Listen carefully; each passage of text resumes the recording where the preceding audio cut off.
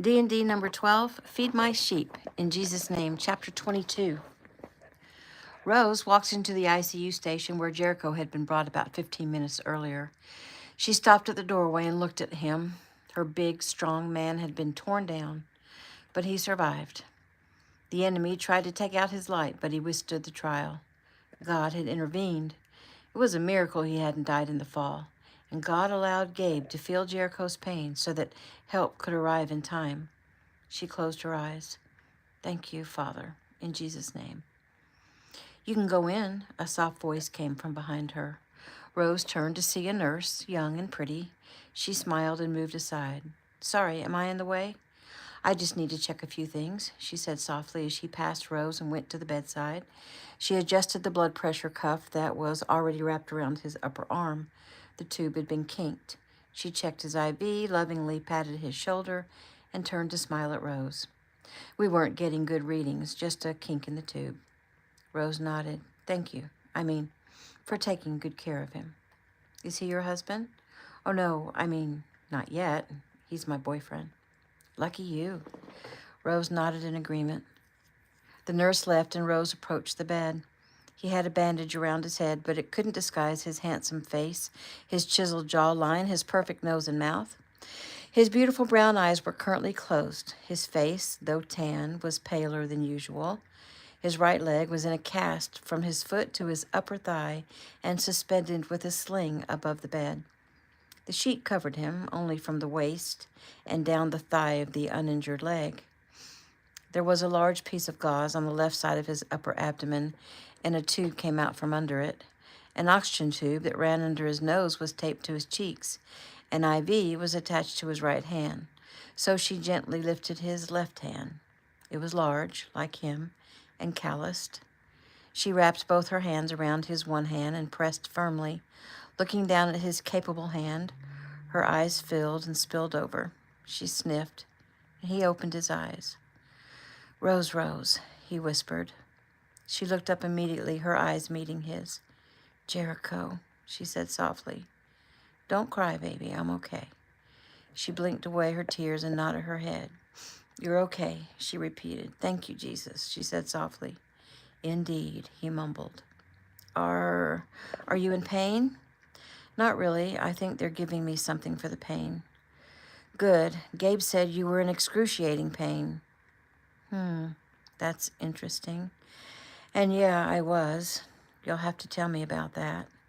I will, maybe later. She squeezed his hand again. I thought I'd lost you. Well, to be honest, he whispered, I thought the same thing. I told God I understood if he wanted to take me, but I asked him if he was willing. Could I please stay with you? I explained to him that I just found the perfect girl. I told him I was totally in love with you and I wanted to marry you and have a dozen or so children with you and love you and teach our children to love him. Her mouth opened, but no words ushered forth. He sighed and closed his eyes again. Jericho? Rose said, wondering if he'd merely been talking in his sedated sleep. He opened his eyes again. Sorry. That was a long speech, and it took all my energy to get it out. Rose blinked. Then you know what you just said, and you meant it? He smiled. I know exactly what I said, and I meant every word. But don't feel pressured just because you feel sorry for me right now. I just had to get those words out. I don't feel sorry for you, Jericho. He took several breaths as if he'd been running and needed to catch his breath. What do you feel then? Grateful. He nodded with a smile. Perfect. She bent down and kissed the hand that she was still holding. He squeezed her hand in return. I'm sorry you have to see me like this. I'm sorry you have to go through this. I promise I'll heal quickly. We'll see. Who's running the center? It's closed due to emergency. Where's Rebecca? She's here, silly. So many people are here praying for you, wanting to see you. He thought about that for a minute. My guys are pretty worried, huh? Actually, they didn't seem too worried. They were the ones who got to you and stabilized you and got you off that hillside. Oh, I didn't know. Max said they got to you in time. The docs were going to give you blood and fix your spleen, and you were going to be just fine. Jericho closed his eyes. Well, Max would know. He sighed. CJ is okay? He seems to be. They've already released him, but he's still here with Violet. He seems different. Jericho smiled. We had a long talk. I'll tell you all about it later. We have a lot to talk about later. For now, there are some people desperate to see you and pray over you. That sounds good, he said with a sigh. If you get too tired, let someone know. Never too tired to pray. Your parents are on their way. They're still about 30 minutes out. Oh, who called them? I think it was Jimmy. He nodded. And your brother just arrived at the airport and will be here in about an hour. You're kidding. No. Why are you so surprised? I mean, this is no big deal. Well, it was a big deal when we thought you were dead, she said sharply. Her tone made him smile. Oh, well, okay then. She suddenly leaned close and ran her hand over his cheek. Thank you, Father, for letting Jericho stay with me. I love him and promise to take good care of him. In Jesus' name, amen. Amen, Jericho whispered, since he was too emotional to speak. Rose smiled. Well, I'll stop being selfish and go get the next person in line to see you. He nodded and closed his eyes. Don't stay away too long. New scene. Some people who had been in the waiting room had to leave after they'd been able to see him. The Stewarts had children coming home from school. The Apples had to get back to the inn as they had guests arriving the next day. And Rebecca Murphy went to the center because children would be arriving who were looking forward to the scheduled Christmas activities. The mayor and Pastor Tim and the fire chief all took their leave. The only ones left when Jericho's parents arrived were the Tanners, the Kinos, CJ, and Jericho's employees. The Jones texted Jimmy to let him know that they'd arrived, and he went to the front of the hospital to escort them to the private waiting room.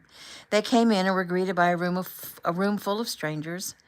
Jimmy made the introductions. Everyone, these are JJ's parents, Dean and Diane Jones.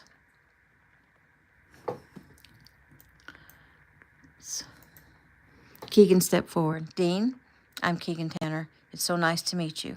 He shook his hand. He smiled at Diane and offered his hand. Mrs. Jones, nice to meet you. Keegan, Dean said. Jericho has mentioned your family to us. Well, he's more than mentioned you, Diane said. He can't stop talking about you. Keegan smiled. Well, the doctors are checking him over again, but when they finish, they'll send someone to let us know so that you can go in to see your son. Thank you, Dean said. In the meantime, let me introduce you to everyone here. There was a much bigger crowd an hour ago, but they all got to go in and see Jericho and then had to go attend to things. He nodded at Lizzie, who stood with one of the babies in her arms. This is my wife, Lizzie. Lizzie smiled and offered her hand. Oh, my goodness, how old is that tiny baby? Diane asked. She smiled. They are 1 week old today. They? Oh, my goodness, twins. I see. How amazing. Oh, they are precious. Thank you, Lizzie said. And these are my daughters, Keegan went on. Heather, Lily, Daisy, Violet, Rose, and little Iris. Hello, the girls all said, and the Jones nodded. Such beautiful girls, Diane said softly with a smile. And I'm Nolan, he said as he stepped forward. I'm engaged to Heather. Jimmy spoke up. And these guys are all of JJ's employees. Of course, you know Max. Each one stepped forward and said their name and shook hands with the parents. And I'm another Tanner, Gabe said. I'm Gabe, and this is Taylor Kino. Oh, yes, Diane said. Gabe and Taylor. Jericho has talked about you two. Ricky stepped forward. Hello, Dean and Diane. I'm Ricky Kino, and this is my wife, Bree. They shook hands with them both. Ricky, Dean said, I can't believe I'm meeting you in person. Ricky shook his head, and I'm honored to meet the parents of one of the finest young men we've ever known. Absolutely, Bree said brightly as she offered her hand. Diane smiled. Brianna Adams, you are more beautiful than I imagined. She brushed it away. I know this is a strenuous time for you right now. Yes, Ricky said, and we stayed because we wanted to let you know Whatever you might need for Jericho to have a full and complete recovery, please contact us. We're happy to help in any way we can. We really love Jericho, Bree continued. He's a wonderful man of God, and I know you must be proud of him. They nodded. We are, Dean said. So please, Bree added, whatever Jericho needs, we're happy to help. Thank you so much, Dean said. We'll keep you informed. Nudged by Violet, CJ finally stepped forward. Hello, Mr. and Mrs. Jones, he said, as he stepped in front of them. Both parents looked at him, their brows wrinkling, and then their eyes opened wide. CJ? Dean said first. CJ? Diane repeated. She put her hands on either side of his face to hold him still while she looked at him. Oh, CJ, it is you. She burst into tears and pulled him into a big hug. CJ, oh my goodness, I've missed you and worried about you so much. Violet watched with pleasure as both of Jericho's parents embraced CJ. His face had reddened, but he was smiling. And what happened to you? Your face is all scratched up and your arm is in a cast. Were you in an accident? I guess you don't actually know what happened, CJ said. JJ and I were on a deck together. We were talking over old times, or getting ready to, when the deck collapsed. Oh, we had no idea. We'd just been told that he was injured when a deck collapsed. We didn't even know that you and he had found each other. He hasn't mentioned it to us. CJ nodded. Probably because we needed to talk about things before he spoke to you about things. Well, how are you, CJ? What are you doing? Dean asked. I'm fine, actually. Now that I know JJ is going to be okay, I'm doing great. I work for Maritech. Mr. Tanner is one of my bosses, and I live in an apartment complex right here in Pine Forest. And you were on the deck with Jericho? Yes, but somehow I fared a lot better than he did. Mrs. Jones sighed. Well, you know we're going to have to talk. Yes, ma'am, I know. At that moment, a nurse walked in. Miss Rose Tanner? Yes, Rose said as she stepped forward. The doctors have finished, and Mr. Jones is asking for you. Oh, okay. She turned to Jericho's parents. He doesn't know that you're here yet. I'll go let him know and then come back to get you. They nodded with a confused look on their faces, and Rose left the room. I'm guessing Jericho also hasn't told you about Rose, CJ said. No, he hasn't, Dean replied. Well, he will, because he told me that she's the one, CJ said. And the Tanners all smiled. New scene. Rose stood by Jericho's bedside again, looking him over. She was in love with him, and it hurt her to see him in this condition, all banged up, probably in pain, like a warrior fallen on the field of battle. She hated to see him suffer. Gently, she took his one hand in both of hers, and he opened his eyes and smiled at her. Rose, there you are, a sight for sore eyes. She smiled and gave his hand a squeeze. So the doc checked you over again, and you're good? Yes, I'm good. Blood pressure is normal. I'm in a little pain. Headache, no other symptoms. She nodded. Good. Well, Jericho, your parents are here and would like to see you. Oh, okay. I'm sure they're worried. Yes, and I told them I'd go see you and let you know and then bring them to you. Okay, then you've met them. Yes, and they are very sweet. Dean and Diane Jones, right? She laughed. Yes. Why? Are they not usually sweet? No. My dad is usually loud and aggressive, and my mom can match him word for word. Oh, well, I guess they're on good behavior. I guess so. So if your dad is usually loud and aggressive, who do you take after? Because you always seem so quiet and calm and in control. Well, you've never seen me on the football field, he joked. No, but really, I take after, me. Or Jesus. I'm not really the aggressive type. That's why, I guess, I wasn't crushed when I lost my scholarship to play football. Rose nodded. You were on the wrong path, and God helped you to recalculate. Exactly. She squeezed his hand. Well, I don't want to keep aggressive people waiting too long, so I'll go get them. He smiled at her. But you'll come back afterward, right? Yes, I'm not leaving you. He frowned. Rose, I know what I said earlier, and that wasn't really the cool, romantic way I was going to tell you how I feel about you. You were telling me what you prayed to God. That was a beautiful way to tell me how you truly feel. Still, I'm going to make it up to you. Do that by getting well." She stopped and looked into his eyes.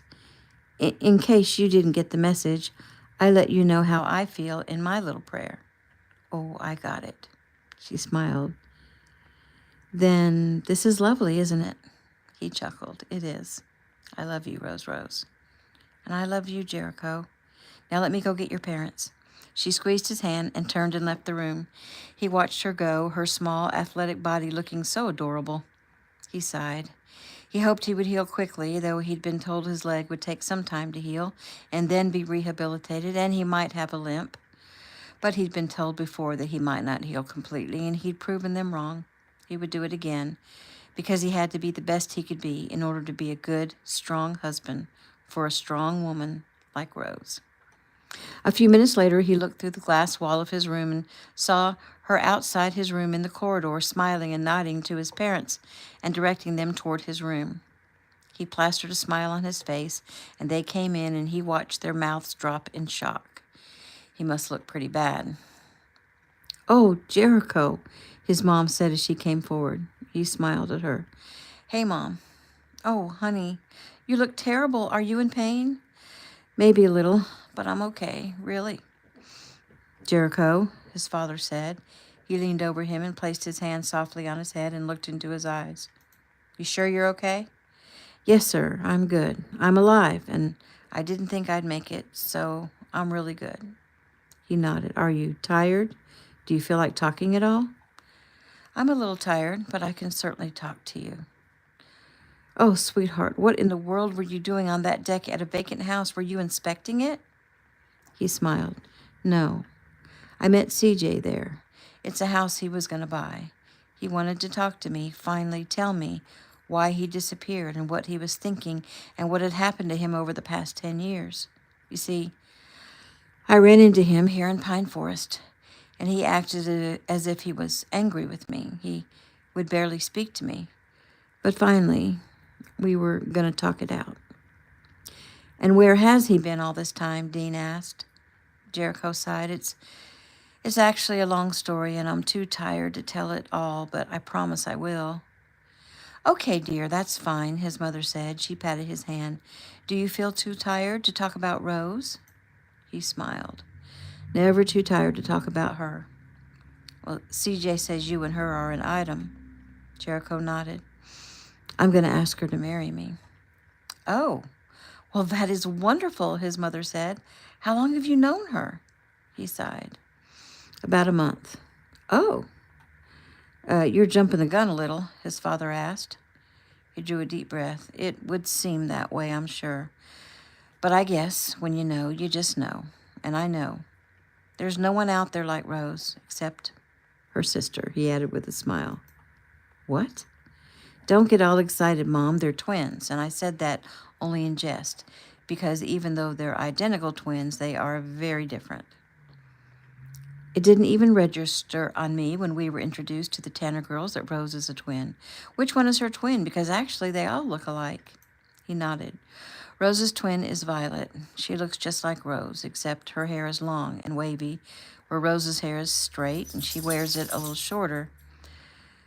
But the others may look alike to you because Daisy and Lily are also twins." "Two sets of twins.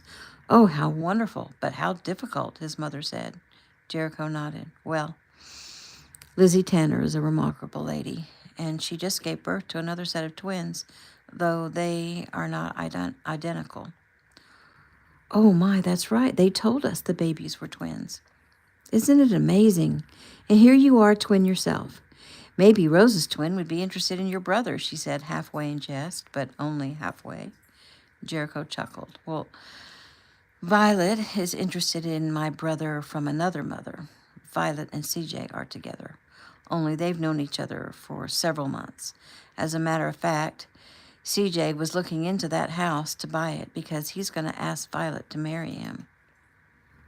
"Now that's interesting," his father said. "So he intends to settle down here in the middle of nowhere?" Well, I'm pretty sure that to him, Pine Forest is the center of his universe.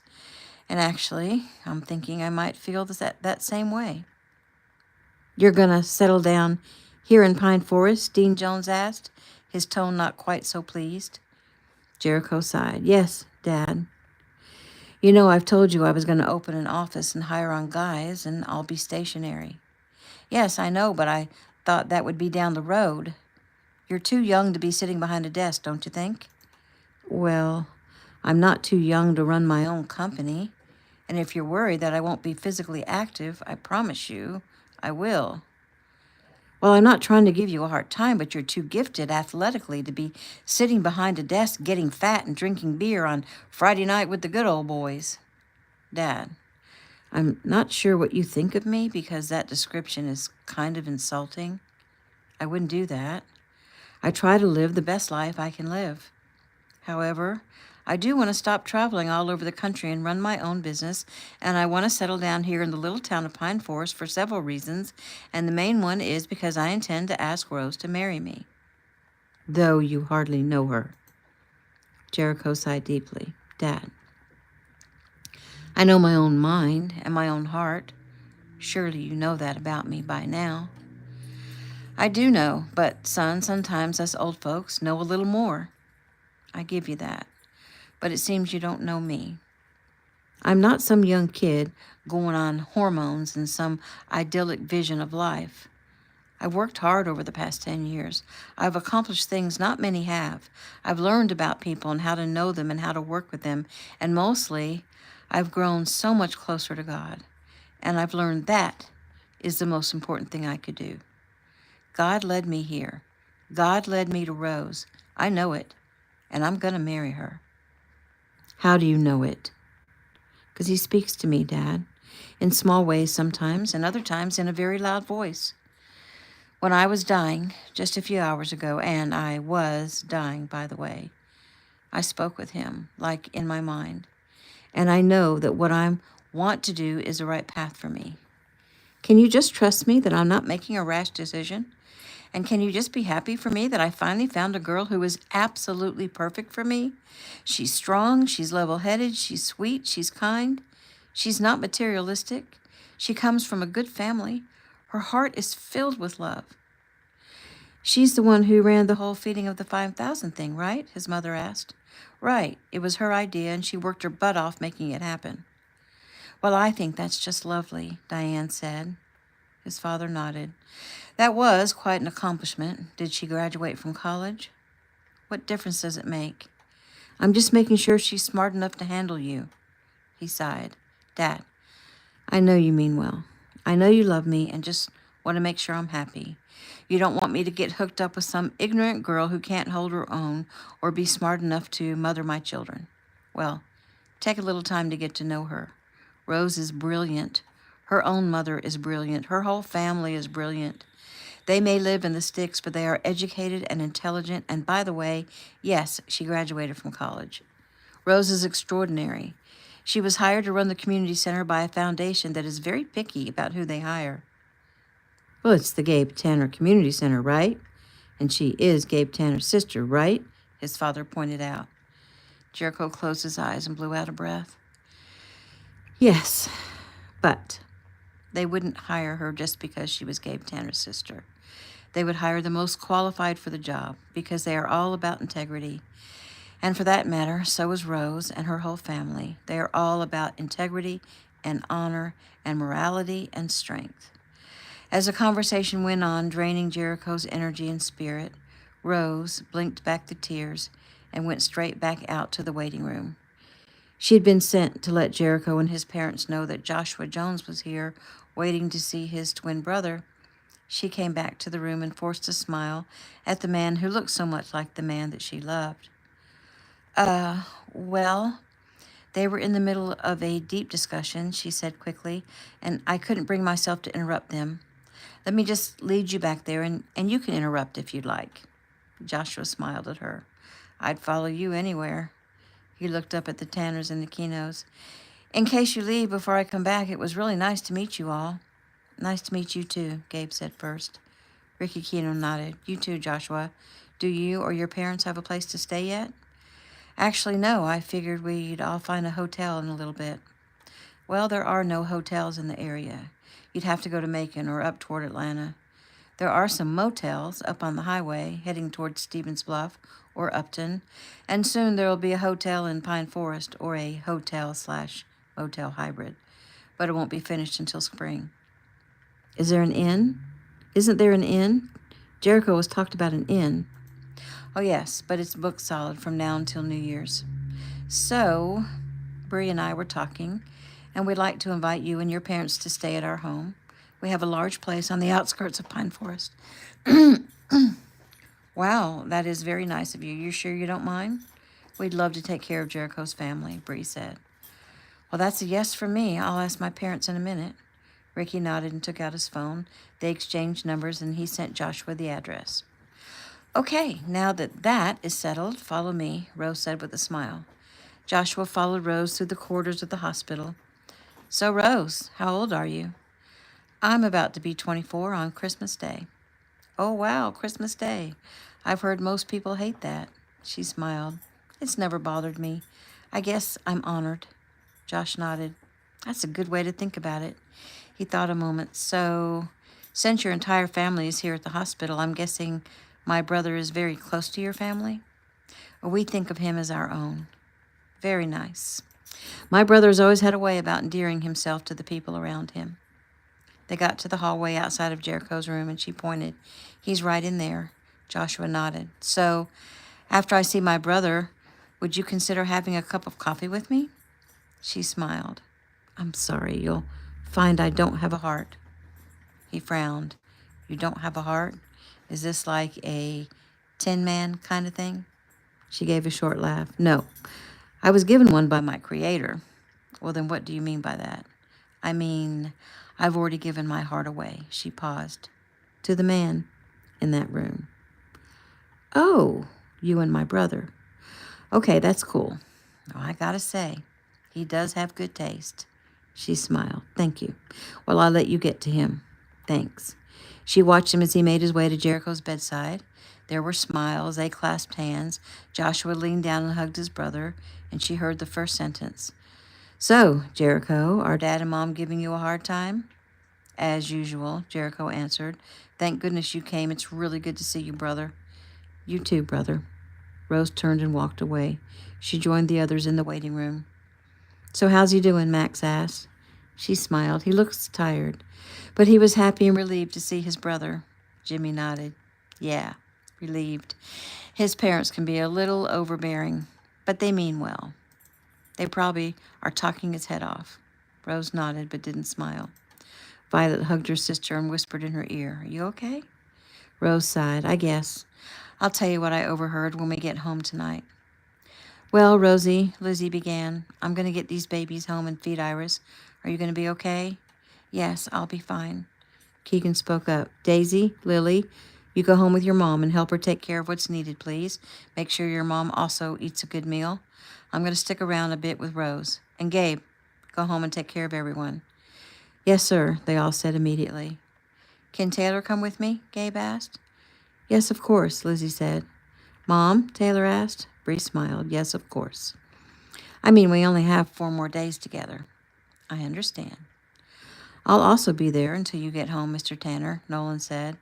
Keegan nodded. Thanks. I'm not used to having another male in my family to call upon. I didn't mean to leave you out. No problem. I just thought I'd remind you that I'm here, at least for now.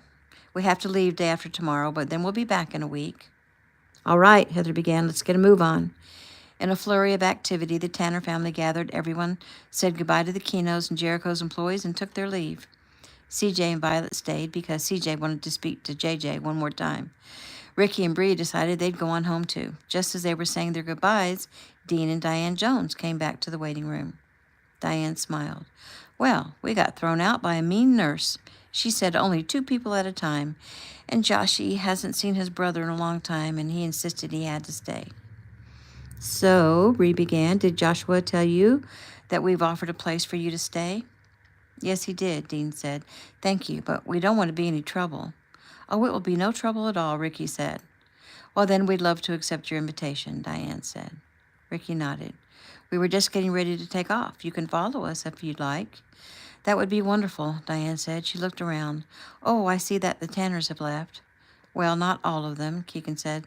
My wife needed to rest. After all, the babies are only a week old.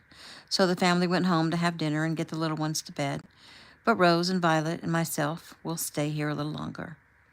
Rose frowned because she intended to stay with Jericho all night, but she didn't want to argue with her father in front of the Joneses. Oh, yes, so Jericho told us that you, Rose, and Violet are twins. Rose nodded with a smile. Well, that's just lovely, Diane said. Dean nodded, yes, and we heard that Rose was responsible for pulling off the big Thanksgiving event at the center. Well done. Rose smiled. Thank you, sir. It was a giant undertaking, and I couldn't have done it without the help of literally hundreds of volunteers. Well, someone had to organize those volunteers, Rose, her father said quickly. Don't play it off like you didn't do anything. We all saw the amount of work you put in, leaving the house at 5:30 in the morning and not getting home at night until almost midnight. She shrugged. I wanted to make sure everything got done. Well, I hope Jericho was one of those volunteers, Dean said. Oh, he was. He was one of the main players, Rose said with a smile. The Kinos then began saying goodbye to everyone, and in a few minutes, they and the Joneses were gone. Well, Max began, I'm just going to go speak with Jericho about things I need to take care of in his absence, and we'll also be off. And one by one, Jericho's men each made their way back to him and then took their leave, explaining that they had to keep things going, and the training of the Pine Forest and Pine County emergency services would continue in the morning. Finally, CJ made his way in to speak with Jericho again. The first time had been very brief. He wasn't quite sure what to say with Joshua present. He had a feeling that Josh would somehow blamed CJ. Let me start that over. Finally, CJ made his way in to speak with Jericho again. The first time had been very brief. He wasn't quite sure what to say now with Joshua present. He had a feeling that Josh somehow blamed CJ for Jericho losing his football scholarship, and CJ knew that Josh would be correct. Hey, CJ, Jericho said as he came into the room. JJ, he said, and then nodded at Joshua. Josh? Hi, CJ. I'm really glad to see you. Really? Yes, of course. Look, I know I may have been a little resentful of your relationship with my brother way back when, but that was just a jealousy kind of thing. Really? Jericho asked. You were jealous of CJ? Of how close you two were. After all, you were my twin. I had no idea you felt that way, Jericho said. I'm sorry, Josh, if I made you feel slighted in any way. You're my brother, and I love you, and I'm proud of you. Josh smiled. I know that. It was just a maturity thing. I got over it. And I love you too, brother, and I'm proud of you too. What you're doing, the lives you're saving, you are a hero. I mean, I just play a game for a living. You do something important, and I'm really proud of you. Maybe you should tell that to Dad. Josh laughed. Maybe I will. But look, don't let what he says get to you. He was going to have 2 sons playing pro football, and he hasn't been able to get over it. He'll come around. It's been 10 years. I don't think he'll ever see me as a competent man. He's even second-guessing my decision to ask Rose to marry me. Well, don't let that discourage you. She's a keeper. I tried to get her to go for coffee with me, and she turned me down. You did? You work fast. Josh laughed. Don't hold it against me. I didn't know that you and she were a thing at the time. I mean, who wouldn't make a move on a girl that beautiful? Right? CJ added. Josh nodded. She's only got eyes for you, Jericho. I say go for it. I will, as soon as I get back on my feet. He looked at CJ. So, what happens with your job? You'll get paid leave, right? CJ nodded. Yeah. I have medical leave. If I'd been hurt in the line of duty, I'd also get a payout, but hopefully I won't be out too long and I can work behind a desk for a while. Line of duty? Are you like a police officer? Josh asked. I'm like one, except different. I'm an Ameritech agent. Oh, wow. Our QB uses Ameritech. They say Ameritech is top of the line. We are. They also say they're expensive. We are, but we're worth it. You're nationwide, right? Worldwide, there are over 40,000 employees. It's a very big and very sought-after organization. And Rose's dad is a bigwig, right? Keegan Tanner is a deputy director. Right now, he runs the entire Eastern Division. It sounds like big money. He makes like triple what the director of the FBI makes, but he doesn't need the money. He says he works at it because they help people. They right wrongs, and they play the part of equalizer many times. They are consulted and hired by city, county, state, and even federal governments around the world. They operate only with integrity and honor and will not accept jobs from precarious sources. It sounds too good to be true, Josh said. Well, Mr. Tanner is a very interesting man, a very good man, Jericho said. He sets a good example of the kind of husband and father that I want to try to be. He seemed very quiet and stern when I met him. Jericho nodded. He can be. Don't ever cross him. But he's a great man, and he's not always stern. Today he was just worried about me, and I'm sure his daughter, who was also worried about me. So how are you feeling, bro? You seem fine. You've been talking for a long time now, seeing visitors. You don't seem to be in pain.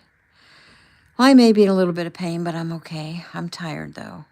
Once you guys all leave, I am going to sleep. Have you eaten anything? Josh asked. No, not yet. I'm not really hungry yet. I may be even a little nauseated. Have you thought that cute nurse? Have you told that cute nurse that keeps coming in that you're nauseated? Not yet, but I will if she asks. Well, Jericho, I think I'm going to head out and let you get some rest, Josh said. Jericho nodded. I'm really grateful that you actually left practice and came to see me. Well, they told me they weren't sure if you would live. Well, they were right. It's actually a miracle that I'm lying here talking to you. I almost bled out internally. I tore my spleen. If they didn't find us when they did, I would be dead. Joshua sighed. Well, thank goodness they found you. Thank God, Jericho said. Josh nodded. He leaned over the bed and hugged his brother. Get some rest. I'll be here in the morning. Thanks, Josh. See you then. Josh shook CJ's hand and took his leave. CJ smiled. You've missed him, haven't you? Jericho nodded. I've missed him. I've missed you, and right now I feel really blessed to have you both nearby. Well, I guess I'm going to take off too. I don't know how you're still awake, but I feel like I could just lay down on the floor and go to sleep. Well, then go. And CJ, what we talked about this morning, I'm really freaking happy that you didn't shoot yourself. And just in case you need to hear it again, it's time to put aside your regrets and move forward. Whether you truly believe it was your fault or not, it's time to move forward. CJ nodded. I'm going to try to do just that. I still need to talk to Violet and tell her what happened. How she handles it will be a big deal as to what I do next. I get it. If she's anything like Rose, then she'll handle it just fine. They clasped hands and CJ left the room. The nurse came in to replace an IV bag and spoke to him briefly, asking what his pain level was. He said maybe a 2 or 3, and then told her he was a little nauseated. And she explained that a lot of times the anesthesia used during surgery can make one nauseated for 24 to 48 hours. She said it had only been about 4 hours, and they didn't want him to try to eat or drink anything for another 2 or more hours. He let her know that he wasn't interested in eating or drinking anything anyway. A few minutes later, Rose and Keegan came in. He smiled at Rose. Every time she showed up, she was like a warm, comforting light, and he felt so happy to see her. He glanced at Mr. Tanner. Hello, you two, Jericho said. I guess you're feeling a little tired or drained, Keegan said. Jericho nodded, yes, sir. It's been a long, hard day. He looked back to Rose. I'm sure for you, too. Rose smiled. I can handle it. I don't doubt that.